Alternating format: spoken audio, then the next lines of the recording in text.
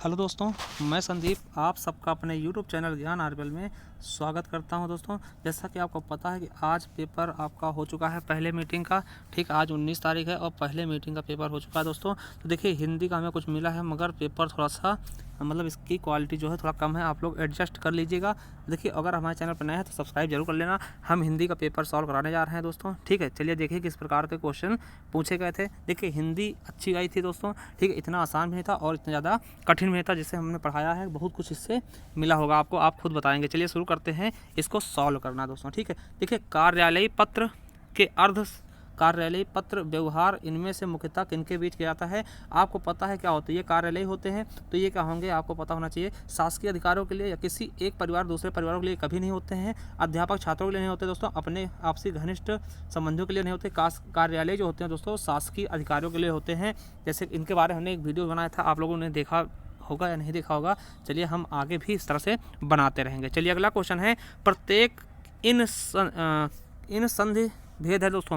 तो प्रत्येक हमने बताया था प्रतिधन एक क्या होता है, प्रतिधन एक क्या होगा, प्रतिधन एक। तो प्रत्येक में हमने बोला था एक शॉर्ट ट्रिक बताई थी कि या और वा के पहले अगर आधा आता वो क्या होगा आपका यण संधि आएगा, तो यण संधि हो जाएगा। हमने शॉर्ट ट्रिक बताई थी। देखिए, विज्ञान में क्या होगा, विधन ज्ञान क्या हो जाएगा, विधन ज्ञान हमने बहुत अच्छे से बताया था आप लोगों को। तो क्या हो जाएगा हमारा डी ऑप्शन बिल्कुल और बिल्कुल राइट हो जाएगा। चलिए अगला क्वेश्चन है, वाक्य में आए रिक्त स्थान के लिए विकल्पों का चयन करना। मैं यह कविता लिखी है, तो क्या होना चाहिए, मैंने लिखी है दोस्तों। ठीक है, तो यही हमारा ए ऑप्शन हो जाएगा, यह कविता मैंने लिखी है। चलिए अगला क्वेश्चन क्या है, नेक्स्ट क्वेश्चन देखते हैं। देखिए 4 हो गए, अब 5वां क्वेश्चन लेके आते हैं इस तरफ से।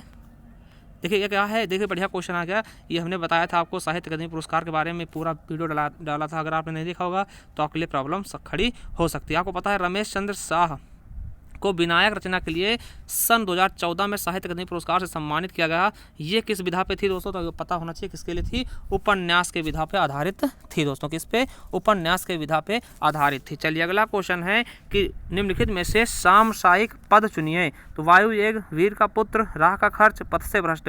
देखिए ये सब क्या है, इसमें पूरा हुआ टूटा हुआ है दोस्तों। ये हमारा वायु वेग सही हो जाएगा, क्या हो जाएगा वायु वेग। और ये क्या है, सब के सब तत्पुरुष समास के हैं उदाहरण। ठीक है, तो हमारा ए ऑप्शन बिल्कुल राइट हो जाएगा। चलिए अगला है, जहां 2 या 2 से अधिक धातुओं का प्रयोग साथ साथ किया जाए वहाँ कौन सी क्रिया कहलाती है। दोस्तों हमने बताया था शॉर्ट ट्रिक के रूप में कि जहाँ 2 क्रियाएं मिल जाए वहाँ क्या होता है संयुक्त। तो 2 क्रियाएं या फिर 2 धातु मिल जाए, जैसे पहुँच गया, तो पहुँचना भी एक क्रिया है और धातु मतलब गया भी एक धातु है दोस्तों। तो इस तरीके से हमने बताया था कि 2 मिल जाएंगे तो क्या होगा आपका संयुक्त। ठीक है, तो संयुक्त क्रिया हो जाएगी वहाँ पर। ठीक, अगला है कि वाक्य में आए रिक्त स्थान के लिए विकल्प का चयन करिए। तो देखिए गांव के लोगों क्या बोलते हैं, तो ग्रामीण व्यक्ति क्या बोलते हैं, ग्रामीण बोलते हैं दोस्तों। ठीक है, चलिए अगला देखते हैं, 8 नंबर हो गया। 9वां नंबर देखते हैं, थोड़ा सा इसकी क्वालिटी कमज़ोर है इसलिए आप लोग एडजस्ट करिएगा।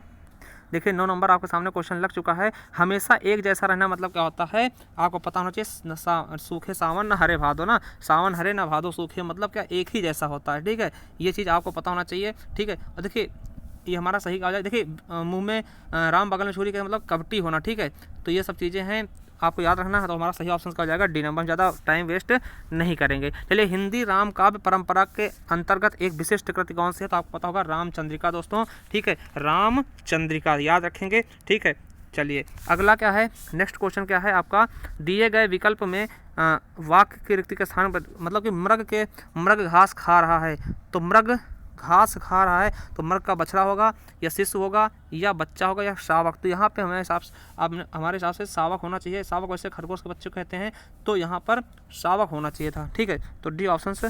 ठीक है, थोड़ा सा कन्फ्यूजन है, चलिए याद रखेंगे। चलिए अगला क्या है कि पर्यायवाची बताना दोस्तों। देखिए वेरी इंपॉर्टेंट था, हमने पढ़ाया भी था पर्यायवाची वगैरह। ठीक है, देखिए पार्वती क्या होता है, तो शिवा, रुद्राणी, उमा, सुमन। तो सुमन तो होगा नहीं, तो कर चला ही जाएगा। ठीक, रुद्राणी होता है दोस्तों, और पुत्र का नंदन होता है। ठीक, नंदन नंदनी है ना, और पृथ्वी का अवन होता है। तो हमारा बी ऑप्शन बिल्कुल सही हो जाएगा। चलिए महाजनी में क्या होगा, महाजनी में शब्द में प्रयुक्त प्रत्यय है कौन सा है दोस्तों, तो जनी। देखिए महाजन प्लस ई, महाजन क्या है, महाजन का स्त्रीलिंग है ना, महाजन और प्लस ई लगा देंगे तो महाजनी हो जाएगा, तो ई प्रत्यय हो जाएगा। चलिए अगला क्वेश्चन क्या है कि निम्नलिखित में से सही वाक्य का चयन कीजिए।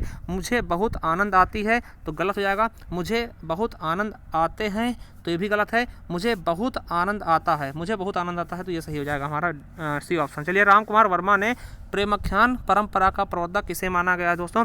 तो देखिए एक चीज़ हम बता दें, इसका थोड़ा सा कंफ्यूजिंग आंसर होगा, मगर हमारे हिसाब से क्या मुल्ला दाऊद होना चाहिए। ठीक है, जिन्होंने ठीक है, तो मुल्ला दाऊद को मान सकते हैं। वैसे इसका हम बाद में बता देंगे, थोड़ा कंफ्यूजिंग है। अगर आप लोगों को पता है तो हमें कमेंट बॉक्स में कमेंट करके ज़रूर बताना। ठीक दोस्तों, चलिए अब अगला देखते हैं कि नेक्स्ट क्वेश्चन क्या है।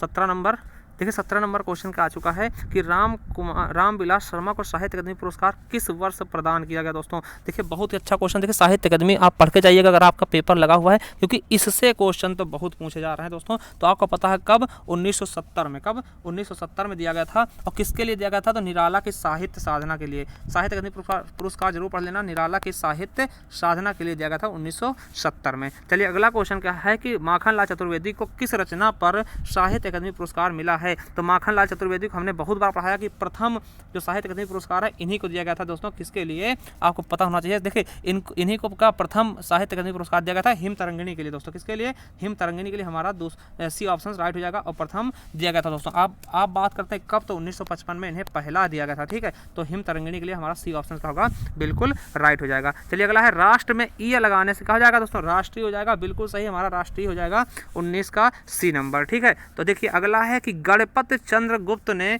किस हिंदी का प्रथम कवि किसे माना दोस्तों। तो अगर आपने सी नंबर लगाया है शलिभद्र सूर्य को दोस्तों, तो बिल्कुल और बिल्कुल सही है दोस्तों। क्या, बिल्कुल और बिल्कुल सही हमारा सी ऑप्शन दोस्तों। ठीक है, चलिए अब देखते हैं 21 नंबर दोस्तों। ये देखिए आपका ये क्या है, पैराग्राफ है, इसको पढ़िएगा दोस्तों। ठीक है, इसको पढ़िएगा और इसके बाद इसके हम क्वेश्चन करते हैं दोस्तों। ठीक है, तो इसको पढ़ लीजिएगा। चलिए देखते हैं 22 नंबर से।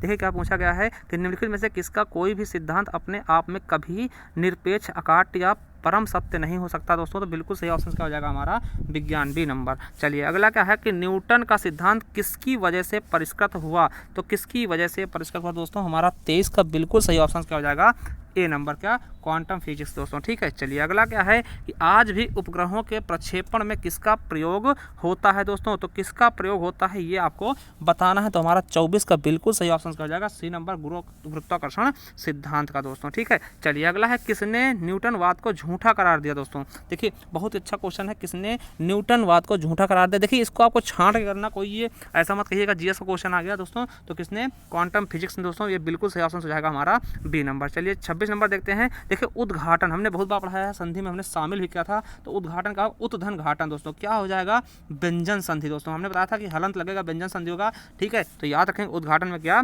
व्यंजन संधि। चलिए अगला चलते हैं 27 नंबर क्वेश्चन की तरफ। 27 नंबर क्वेश्चन क्या कहता है हमारा कि तेलुगु शब्द की उत्पत्ति निम्नलिखित में से किस शब्द से हुई दोस्तों। तो किससे हुई, त्रिलिंग से। क्या दोस्तों, त्रिलिंग से हुई है तेलुगु शब्द की उत्पत्ति। अगला देखते हैं निम्नलिखित शब्द में कौन सा एक सा रहता है दोस्तों, एक सा नहीं रहता। देखिए जो रिश्ते होते हैं दोस्तों उनका बहुवचन नहीं बनता। जैसे काका का काका ही रहेगा, चाचा का चाचा रहेगा, फूफा फूफा, मगर बेटा एक सा नहीं रहेगा दोस्तों, बेटा का बेटे हो जाएगा। ठीक है, तो याद रखेंगे। चलिए अगला है परिवर्तन, परिवार में उपसर्ग है तो परिवर्तन, और परिवार में कहा जाएगा परिधन, वार परिधन। ठीक, तो परि हो जाएगा हमारा क्या, उपसर्ग हो जाएगा। ठीक दोस्तों, चलिए अगला क्वेश्चन है, प्रभु जी तुम चंदन हम पानी किसकी है दोस्तों। ये रैदास जी की है पंक्तियाँ, तो ये भी आपको याद होनी चाहिए। ठीक है, अगला है मैं घर जाता हूँ, इसमें सहायक क्रिया कौन सा दोस्तों, तो हूँ हो जाएगा। जैसे कि इसका देखते हैं ना, देखिए हम देखते नहीं कि मैं घर जाता, आई एम गोइंग, तो जो भी होता, मैं जैसे मैं घर जा रहा हूँ तो आई एम गोइंग, तो हम देखते थे क्या कि एम क्या होता था, वो सहायक क्या होता था। तो वही चीज़ बता रहा था कि एम क्या हो जाएगा दोस्तों, यही हूँ है ना। तो इज एम आर जो होते थे है ना, तो वो चीज़ें क्या होती थी, सहायक क्रिया होती थी। हम अंग्रेजी में पढ़ते थे, उसी चीज़ का हम देखते। तो इज का मतलब क्या होता था, है, एम का मतलब हूँ, आर का मतलब है, तो वही चीज़ें क्या होती है सहायक क्रिया। तो हमारा क्या हो जाएगा, है हो जाएगा सहायक क्रिया। ठीक, तो हूँ हो जाएगा सहायक क्रिया दोस्तों। ठीक है, चलिए अब 32 नंबर क्वेश्चन देखते हैं।